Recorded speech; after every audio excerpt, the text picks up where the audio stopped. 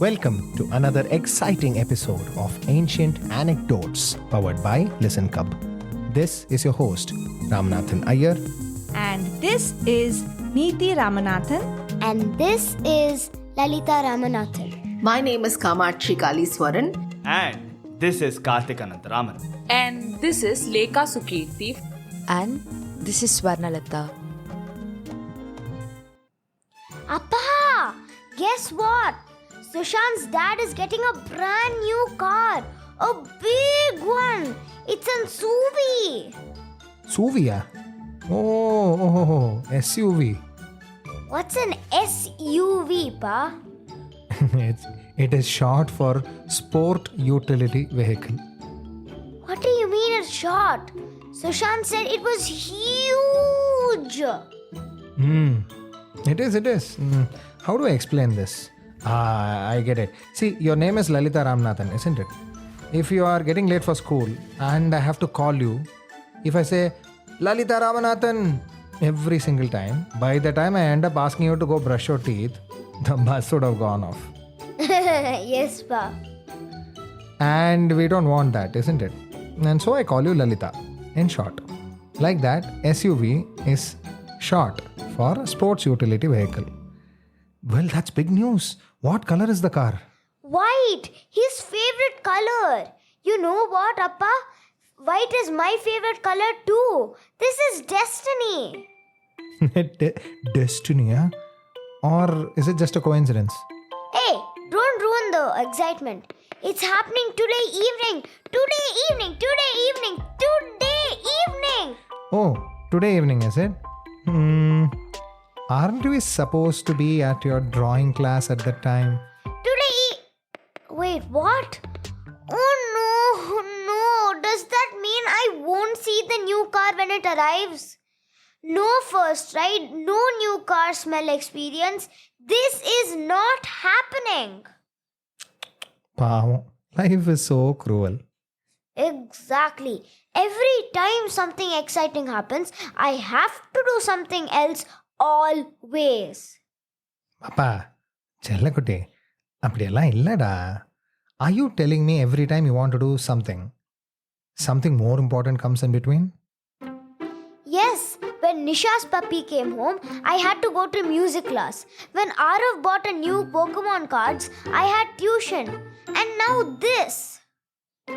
I can see a trend here. Now tell me something. Would you rather skip drawing class and go see the car? I will definitely wait. But I do love drawing classes too, you know. Chamattida. Good girl. There is always a reason why we keep up our commitments, Pa. What if your drawing teacher cancelled your class just because they felt like watching a movie? So what? So what? Wait, let me see. Oh, I know. What if they went off to see Ponniyin Selvan 2 without you? But that's not fair. I want to see that movie too. Exactly. See, she has taken a commitment to be with you guys in the evening. Commitments are what makes us reliable, trustworthy, and responsible. Still, it's not fair. It's a car ride and a new car smell. They don't come by every now and then. You know who else had to leave behind something very exciting and do something far more important? I feel a story is coming up. Oh, you bet. Have you heard about Vadavoorar? Manivasagar, no. Varuguna's prime minister who is always talking to the sky. Good summary. He was also a great devotee of Sivan. But here is what happened. He had just witnessed something incredible. Something no human being should have seen. What? Tell me. He saw a healer, a divine presence, whose reflection did not appear in the water. What? Like a ghost? Not a ghost, a being so powerful that nature herself bent before him. Vadavoorar was so close to a moment of revelation. But just then... What? What happened? Don't pause like that, Pa. Well, just then he was ordered to leave. His king needed him. He had to travel far away to get horses for the Pandya army. Oh no, he had to leave at the divine moment and go and buy horses. The most important moment of his life. And he actually left? Yes, he surrendered to his duty, and that is why this story is remembered to this day. Oh God, no cliffhangers and everything again. But basically, you're saying my commitment to drawing class is like Vadavoorar's commitment to his king? Yes, but that is a stretch. But the principle is the same. What defines us is the commitments we uphold, even when our hearts want something else. Okay. I will go to class. But after class, I'm going straight to Sushant's house. That's my girl. And hey, maybe he will save you a first ride for later. Oh, you think so? Yes. Maybe I can have both. Life always gives us a way, Pa. Just have patience. Now, who wants a story? Me!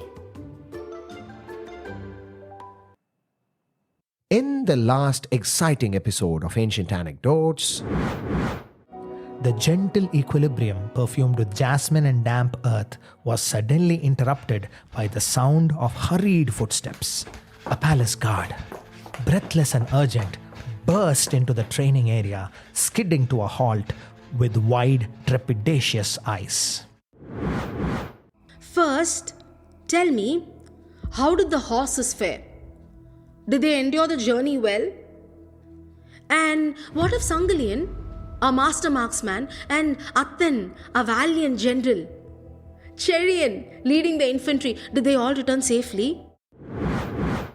Well, speak up.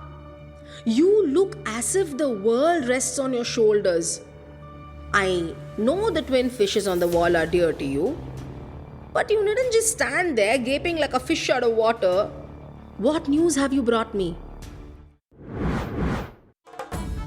The King Srimara Sri Vallabha, ruler of the Pandya kingdom, returns. Ko Manakam Seluttuvar Melon, Irandam Varaguna Varman. Why, Kanta? Why did you not tell me? Why did you not lead with the truth? Why did you let me prattle on about victories and spoils when my father, when the king lay bleeding? Enough! Varaguna! Enough! சுய உரிமை காக்கும் செங்கோலாட்சி மிகுந்த Pandya நாட்டவன் Kanthan. Kanthan is a loyal servant. He did what he thought was best. and now we continue. He paused, taking a shallow, painful breath, turning his gaze to Kanthan, a flicker of warmth in his weary eyes. Kanthan, is it not? Son of Navalan, of Panchalan Kuruchi, who fell bravely at Tirukovilur? He coughed, a racking sound that sent a fresh wave of pain across his face. உன் கதையை நீ அறிவாயா என அறியேன் காந்தா. அன்று அபாயம் பொருட்படுத்தாது. பல்லவர் வேல்களுக்கு எதிரான கேடயமாய் நின்றார் உன் தந்தை. என்னை காக்க தம் நெஞ்சில் வேலை ஏற்ற அந்த நாள். உன் ஆசை லட்சியங்களை பொருட்படுத்தாது. குடும்பம் தாங்க அவ்வேலை நீ ஏந்தினாய் Kantha. Your father stood by my side, a shield against the Pallavan pikes. He took the spear in his chest and saved my life that day. And you took the same spear in your hand to support your family the day your father attained martyrdom. You have served the Pandyas with honor, just as he did. Kanthan looked up, stunned. He hadn't spoken a word of his lineage in years, let alone imagine the great King Srimara of remembering his father, his village, and then him. Tears which he had been holding throughout ran down his cheeks. Having paid the last remnants of his energy to royal duty, Sri Mara's body gave in as he began to slump to the ground. Attan had seen Sri Mara's unwavering allegiance to duty too many times before and was only a grab away. Now, as Sri Mara's body gave, Attan scooped him gracefully and returned him bodily to his seat. Sri Mara, for his part, noted mentally that he was almost certain that Attan would support him when all else failed, and smiled weakly at him. Sri Mara's words, spoken with such unexpected kindness and recognition, diffused the immediate tension. The recognition of Kantan's father, a fallen hero, had struck a chord, reminded Varaguna of the shared loyalty and sacrifice that bound the Pandya kingdom together. The king's intervention had not only saved Kantan from the predicament but also prevented Varaguna from committing an act which he would have undoubtedly regretted. Varaguna regained his calm. He turned towards Sri Mara and said with difficulty, I understand, father. The Pandya forces have been overwhelmed by a devastating cavalry charge. The legendary Pandya infantry, a force that has stood firm against countless men, has been broken by a tide of Pallavan horsemen. Our lines have been broken by 1,000 horses. This is what it is. This is what it is. His emotions spent, the acceptance dawned on Varaguna, cold and sharp as a winter wind. Attan's words, confirming the Pandyans' inability to counter such a devastating force, were a bitter pill.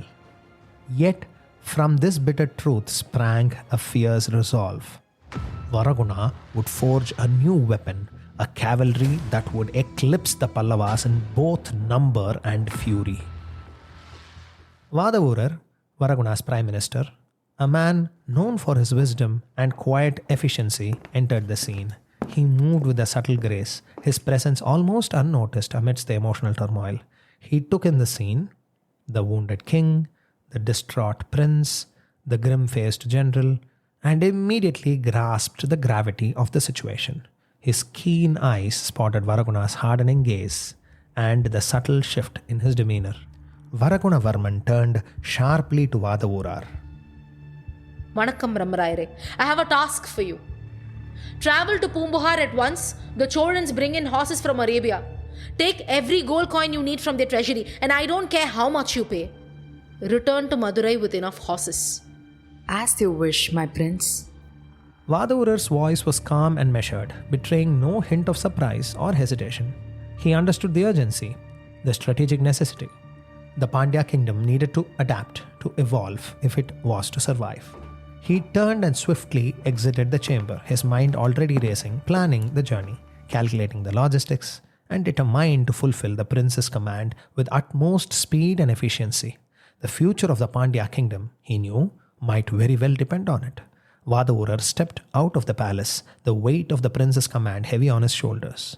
Yet his mind was ever attuned to the divine. This duality pained him. உடல் நாட்டுக்கு ஆயினும் உயிர் இறையனுக்கு சொக்கா. Vadavoorar was very used to telling himself this, to digest this duality of his existence. He was a devout follower of Sokkan Somasundaran, the presiding deity of Madurai, and he saw the god's beauty in every aspect of creation. ஈசனடி போற்றி எந்தையடி போற்றி தேசனடி போற்றி சிவன் சேவடி போற்றி நெய்யத்தே நின்ற நிமலன் அடி போற்றி மாயப் பிறப்பறுக்கும் மன்னன் அடி போற்றி சீரார் பெருந்துரை நம் தேவனடி போற்றி ஆராத இன்பம் அருளும் மலையடி போற்றி சிவனவன் என் சிந்தையுள் நின்றதனால் அவன் அருளாலே அவன் தாழ்வணங்கி சிந்தை மகிழ சிவப்புராணம் தனை முந்தை வினை முழுவதும் ஓய உரைப்பான் யார்.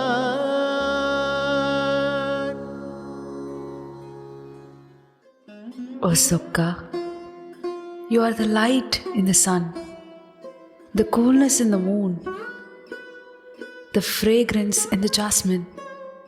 You are everywhere, in everything. As Vadavoorar walked, his eyes traced the flight of a flock of parrots, their vibrant green feathers flashing in the sunlight. He saw Sokkan's artistry in their graceful movements. He paused to watch a family of deer grazing peacefully in a nearby grove, their gentle eyes reflecting the divine grace.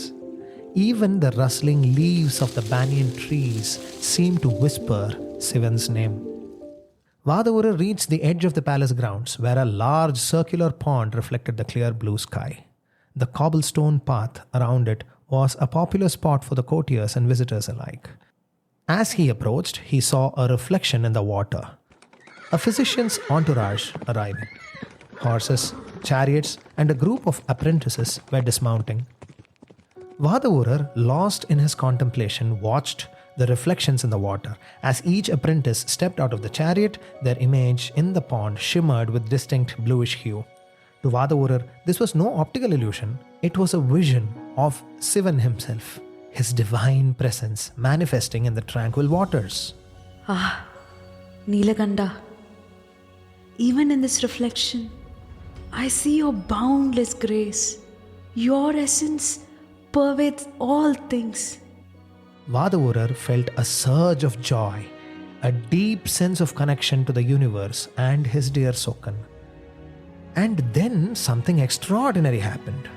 Vadavoorar looked up from the pond and then saw the great Cheraman Perumal, a renowned healer, alighting from the lead chariot. He was a figure of immense spiritual power, his presence radiating a silent authority that commanded respect and reverence. As the Cheraman's feet touched the ground, a palpable stillness descended upon the palace grounds. It was as if the universe itself had held its breath in reverence. The rustling leaves of the trees nearby fell silent. The bird song ceased. The deer, the squirrels, the rabbits, and even the peacocks strutting in the gardens froze in their tracks, their movement suspended in time. The Cheraman took a deep breath, the air around him seeming to shimmer with an unseen energy. Then he began to walk. His gait was a study in effortless grace. As he moved, the world around him slowly returned to life. The leaves seemed to rustle again. The birds resumed their songs. The animals continued their activities as if a spell had been broken. Vadavoorar said to himself, his hands clasped in prayer, He walks like poetry, a divine rhythm set to the music of the spheres. Vadavoorar, who had been walking along the opposite side of the pond, found himself rooted to the spot, his hands involuntarily coming together in a gesture of prayer. He watched, mesmerized, as the Cheraman glided past, his presence leaving a trail of tranquility in its wake.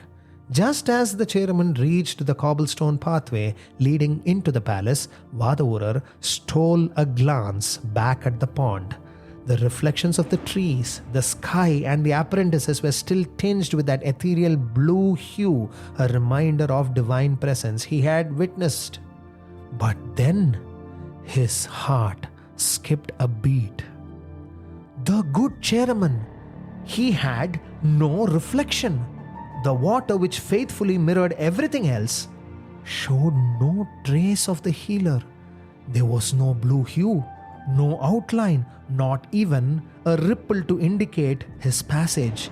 It was as if the Cheraman existed on a different plane, beyond the grasp of the physical world. Sukha, I don't want to see anything else. With these eyes that have witnessed your true form, the ultimate reality behind all appearances, I am content. You are the seer behind every scene, the sound within every song, the gold in the ornament, the dance in the dancer, the consciousness that makes the universe pulse. On one hand, I see you in everyone, in everything, and yet, you are beyond perception, a boundless ocean of energy that cannot be contained in any form. But when you choose to grace this earth, to touch its confines, these senses simply fall silent, overwhelmed by your presence. குனித்த புருவமும் கொவ்வை செவ்வாயில் குமிழ் சிரிப்பும் பனித்த சடையும் பவழம் போல் மேனி பால் வெண்ணீரும்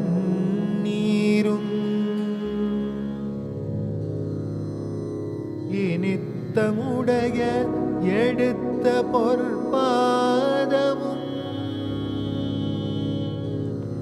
இனித்தமுடைய எடுத்த பொற்பாதமும் காணப்பெற்றால்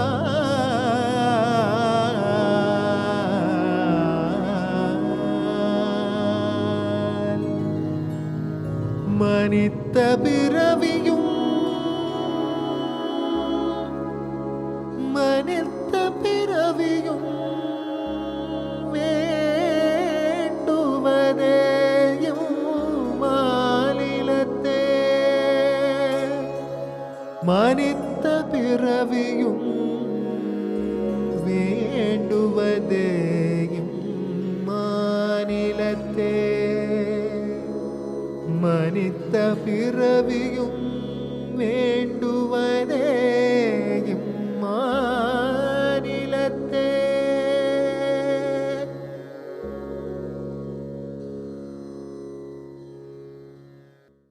Vadavoorar stood there for a long moment, lost in devotion, oblivious to the world around him. When he finally did open his eyes, he found a messenger standing beside him, looking slightly bewildered. Brahmaraire? Brahmaraire? Are you all right? You were standing here, motionless, alone, for quite some time. They need you at the treasury. Ah, yes. The treasury. Duty calls. Lead the way. As Vadavoorar followed the messenger towards the treasury, his mind was a whirlwind of thoughts. He marveled at the blessings bestowed upon King Srimara. That the divine healer, Vaidyanathan himself, had descended to earth to tend to his wounds. He felt a pang of pity for himself. Atta, Varaguna, Aranmane Sandrore, you souls within these palace walls. Have you any idea? Do you realize that you are blessed? Truly blessed? To dwell in His presence, to share the very air He breathes, the earth He treads.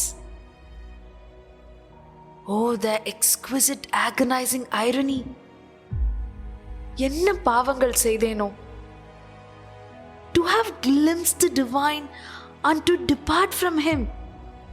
The King of Kings, the God of Gods, Raja Rajarul Deva Devan.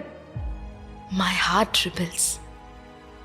Every fiber of my being yearns to remain, to bask in His radiant grace, to cast myself at Sokkan's feet.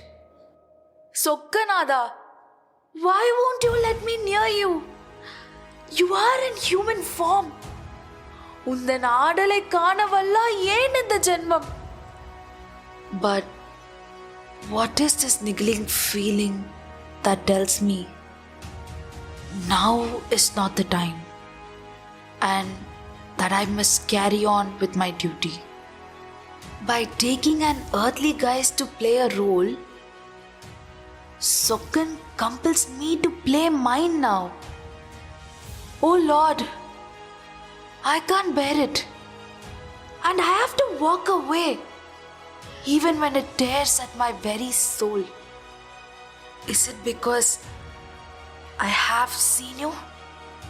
Or is it because I recognize your hands in all things that I must walk away? ஐயோ, பாண்டிய நாட்டு அரசாணை. வேடிக்கை இல்லை, தர்மம். ஆம், சொக்கன் ஆணை. It is my sacred duty, ordained by the Lord himself. I will walk away. Sokkanada, I will walk away. Walk toward my duty and away from you, but in absolute surrender.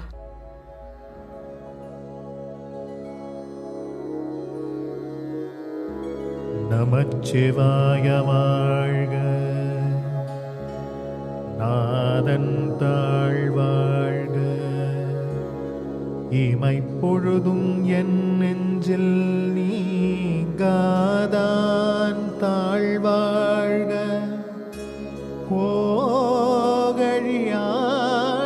குருமனிதன் தாழ்வாழ்க, ஆகமும் ஆகி நின்ற அன்னிப்பான் தாழ்வாழ்க, ஏகன் அநேகன் இறைவன் அடிவாழ்க.